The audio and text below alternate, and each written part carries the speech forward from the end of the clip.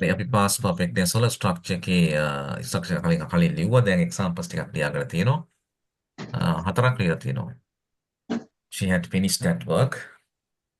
Baby had fallen from the cradle. The එක අකුරු වැරදිලා. ඒකේ එච් අකුර වැටලා නැහැ. Okay.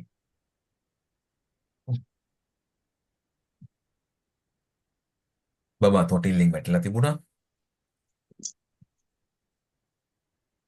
You had known that කිව්වේ ඔයා ඒක දැනගෙන තිබුණා. We had discussed the problem. අපි ප්‍රශ්නය සාකච්ඡා කරලා තිබුණා. So you had know that එක මාස සිංහල තේරුම You had known that ඔබ ඒක දැනගෙන තිබුණා.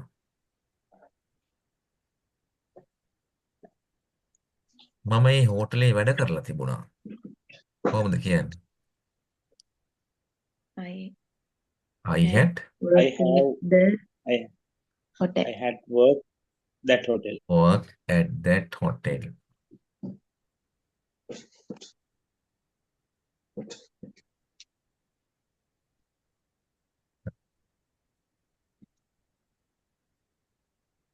පොලිසිය හොරාව අඳුනගෙන තිබුණා. The The police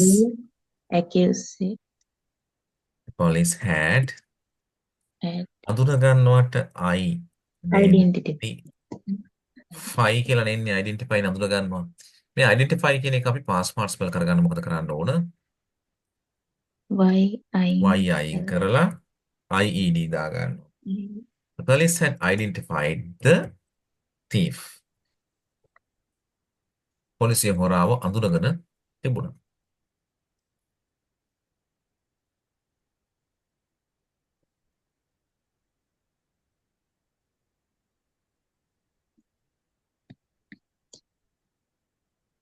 මගේ ලෙඩා දොර වහලා තිබුණා. එහෙම ලෙඩුනේ අපිට ඉන්නේ.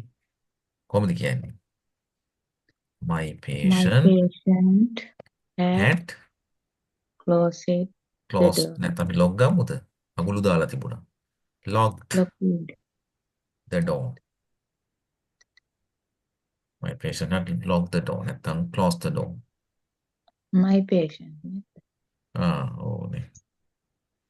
ලිව්වේද ඔබ my patient. My patient had locked the door. හරි.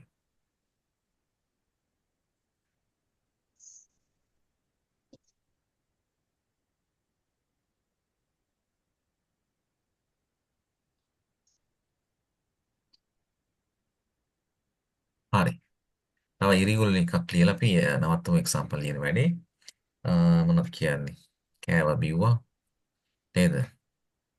දැක්කා ඒ ටික කරා. කියලා ඔව් ගැහුවා. කෙල ගැහුවා. කවුද කෙල ගැහුවේ? කාංචනා කේ ඇතුලේ කෙල ගැහුවා. කෙල ගහලා තිබුණා.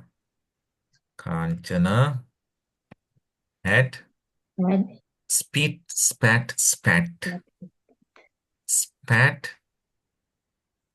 in the house. In the room. කාංචනාගේ ඇතුළ නිවස තුල කාමරය තුල කෙල ගහලා තිබුණා. හරි. එතකොට ප්‍රැක්ටිස් එක්සැම්පල් 10ක් ලියන්න. ඒක තමයි හෝම්වර්ක් එක.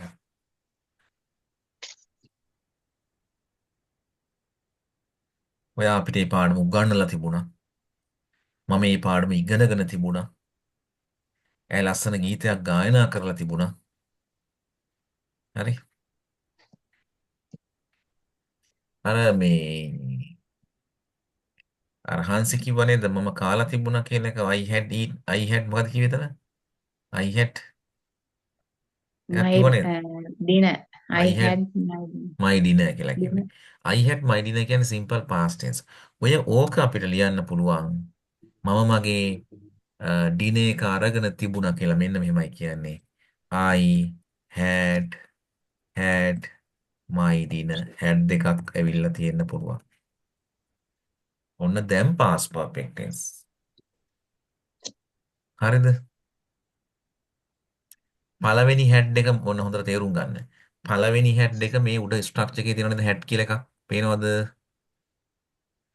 ස්ට්‍රක්චර් එකේ හැඩ් එක තියෙන පේනවද? ඔව් සර්. අන්න ඒ හැඩ් තමයි මෙන්න මේ I ළඟට තියෙන හැඩ් එක. මෙන්න මේ හැඩ් එක. helping verb එක. හරිද? දෙවෙනි හැඩ් එක හැව්වල මම කිව්වනේ කනවා බොනවා කියන්න පුළුවන් කියලා verb mood එකක් හැව්වල. මතකද? කනවට බොනවට ඉන්නවට තියෙනවට have use කරන්න පුළුවන් කියවනේද ක්‍රියාපද ස්වරූපයක. අන්න ඒ haveගේ past participle එක තමයි had. එතකොට මේ දෙවෙනි had එක irregular verb එකේ past participle එක. දැන් තේරුණාද? අපි irregular verb එකක් විතර ගත්තොත් එහෙම have එකේ වර්තමානයේ have, past tense එක had, past participle එක had. have had නේ. එතකොට මෙන්න මේ තුන්වෙනි had එක තමයි මෙතන මේ verb එක විතර use කරලා තියෙන දෙවෙනි had එක මේ වාක්‍යයේ. තේරෙනවද? එතකොට මං කාලා හිටියේ කියලා කොහොමද කියන්නේ? නැත්නම් මං මගේ ඩිනර් එක අරගෙන තිබුණා කියලා කොහොමද කියන්නේ? I had had my dinner. ලස්සන වාක්‍යයක්. I had had my dinner. ඕක කියන්න පුළුවන් present perfect tense වලින් I have had my dinner කියලා. මං කාලා ඉන්නේ. හරිද? මං කාලා ඉන්නේ නම් I have had my dinner. මං කාලා හිටියේ නම් නැත්නම් මම අරගෙන තිබුණා මගේ ඩිනර් එක නම් I had had my dinner. Right? It's very nice sentence. තේරුණාද? ඔව් සර්. ආයෙ තේරුණ නැත්නම් ආයෙ ඊළඟ දවසෙත් අහන්න ඈ. දැන් තේරෙනවා ආයෙ මතක නැති වෙනවා ඊළඟ හති වෙනකොට. ඒක සාමාන්‍ය දෙයක්. හැම පන්තිෙම එහෙම තමයි. සර් හරි. මම කාලා තිබුණේ කියලාද කියන්නේ I had my dinner කියන්නේ? ඔව් මං කාලා තිබුණේ. මං එතකොට කාලා I මං කාලා have ඉන්නේ. my dinner. මං මම කාලා කාලා ඉන්නේ. ඉන්නේ. මේක present perfect.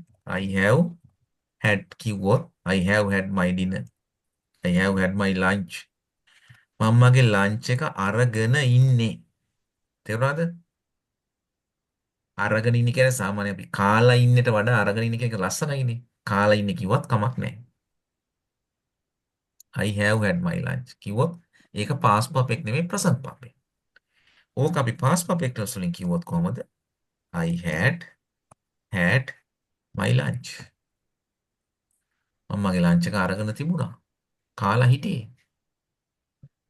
තේරෙනවද? Clear? Yes. ඔව් Yes, සර්. sir. Right.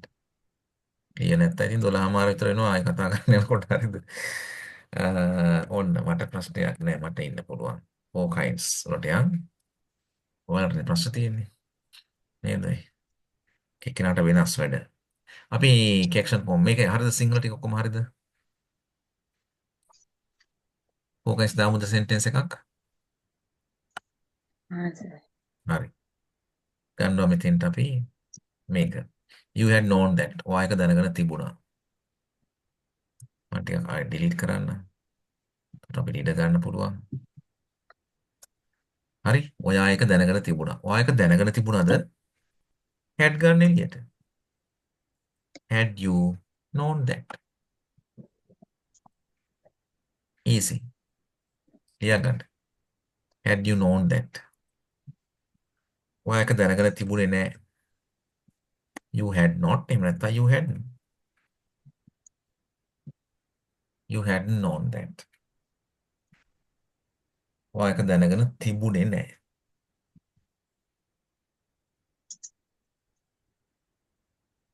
ඔයා එක දැනගෙන තිබුණේ නැද්ද? Hadn't you known that?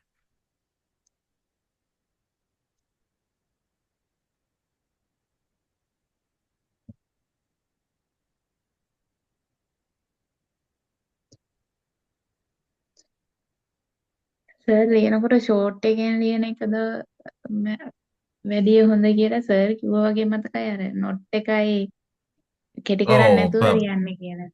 ඔව් ස්පෝකන් වලට මෙහෙම ප්‍රශ්නයක් නැහැ.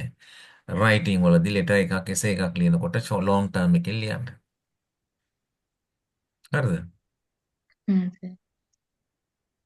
කතා කරද්දී ටිකක් අමාරුයි නේ දිග කියා ගන්න. ඒ නිසා අපි ෂෝටන් ෆෝම් එක තමයි යූස් කරන්නේ.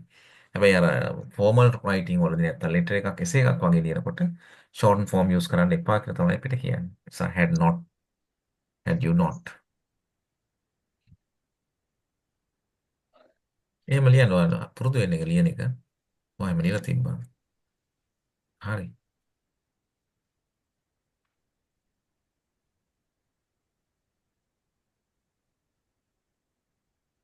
සිංහල ඔයා එක දැනගෙන තිබුණා.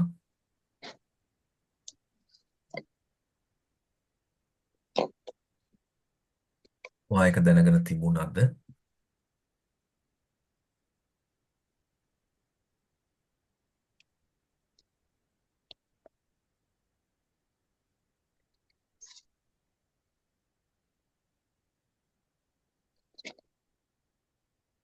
ඔයා එක දැනගෙන තිබුණේ නැහැ.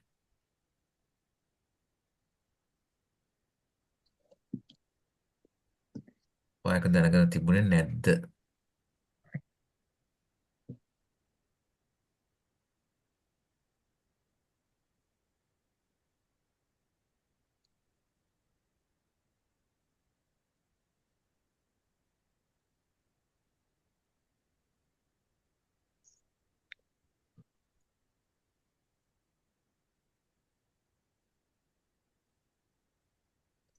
මේකට ගෙදරදී ફોකස් දාන්න.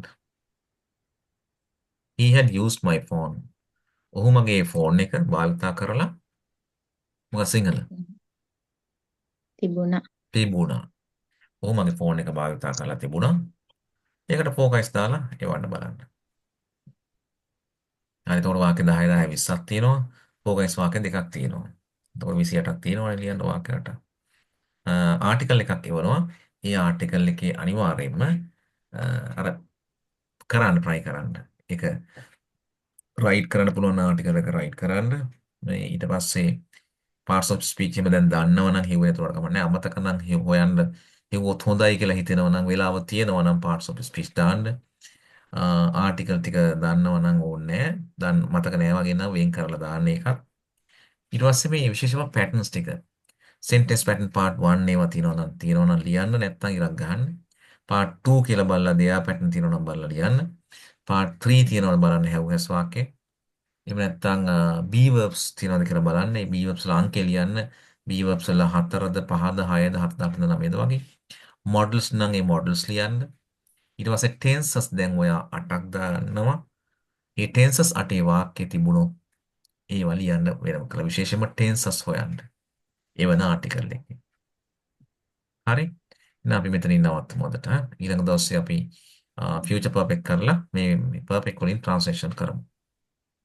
Okay? Right. ආටිකල් එකක් සර් කලින්ම දානවද සර්? දැම්මම දානවා. හරි. නැත්තම් ඔක අමතක වෙනවා. මොකද කවුරුත් මතක් කරන්නේත් නැහැ නේ. සද්ද නැතුව ඉන්නවා නිකන් හොරගෙඩිය වගේ. හරිද? හරිද? මට අද දාන්න බැරුණාම පොඩ්ඩක් ඔක මටත් අමතක වෙනවා. අපිත් මේ බලා ඉන්නේ සෑයට මතක් වේද කියලා. අපේ ඉතින් ඔව් ඔව්. සර් අපි වැඩ කරන හින්දා බලන් ඉන්නයි. නෑ සමහර දවස්වල මම ඉන්නවා දැන් අර ට්‍රාන්ස්ලේෂන් ටික දුන්න නිසා තමයි මේ සැරේ දුන්නේ නැත්තේ. ඒ කියන්නේ දැන් මට සමහරු ට්‍රාන්ස්ලේෂන් එවන්නත් ටිකක් වෙලා යනවනේ. වෙලා යනකොට ඒක කරගන්නත් නැතුව ආටිකල් එකකුත් දාපුවාම ඉතින් ඒකත් අමාරුයිනේ. කියලා තමයි මම පොඩ්ඩක් අපිත් ටයිම් එක බලා ඉන්නේ සෑයට මතක නැහැ. අමතක වෙනකම් බලන් ඉන්නේ. ඒක තමයි හරියට.